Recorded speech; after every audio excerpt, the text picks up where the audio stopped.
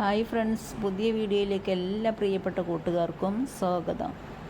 Video കണ്ട് support ചെയ്യുക, ഇഷ്ടപ്പെടുകയാണെങ്കിൽ ലൈക്ക് ചെയ്യുക, കമൻറ്റ് ചെയ്യുക.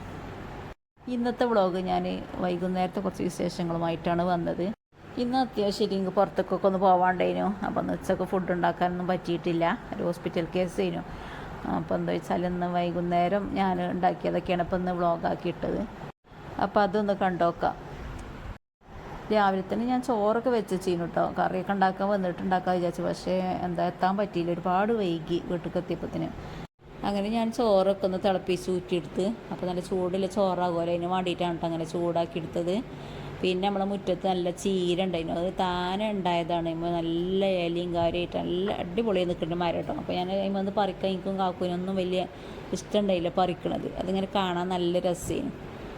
അപ്പോൾ കാക്കൊന്നും ഇവിടെ ഇല്ല. അപ്പം ഞാൻ മെല്ലെ കുറച്ചല്ല പോയി കഴിയുമ്പോൾ നുള്ളി പരിപ്പിലിട്ട് കണ്ട് കറിയിക്കാണ്. വലിയ ഇലയാണ്, നല്ല തണ്ടും കാര്യമൊക്കെ. അപ്പം എന്താ ചെറുതായി ഒന്ന് അരിഞ്ഞു കൊടുക്കുന്നുണ്ട്. അപ്പോൾ അത് പരിപ്പിലിട്ടിട്ട് നല്ല രസമല്ലേ, വെറുതെ താളിക്കണമാണ് കാക്കൂനൊക്കെ ഇഷ്ടം. അപ്പോൾ ഞാൻ ഇന്നിങ്ങനെയൊന്ന് വെച്ചോക്കട്ടെ വിചാരിച്ചു. അപ്പോൾ അതൊക്കെയാണ് ഇപ്പോൾ ഒന്ന് കറി ഉണ്ടാക്കുന്നത്. പിന്നെ മീനും കിട്ടിയില്ല കേട്ടോ. അപ്പോൾ മീനൊന്നും ഉണക്ക മീനാണ്, നല്ല സ്രാവുണ്ട്, അടിപൊളി സ്രാവ്. അപ്പോൾ അത് പൊരിച്ചതും അച്ചാറും അതൊക്കെയാണ് ഇപ്പം ഞാൻ രാത്രിക്കൊക്കെ സ്പെഷ്യലാക്കിയത്.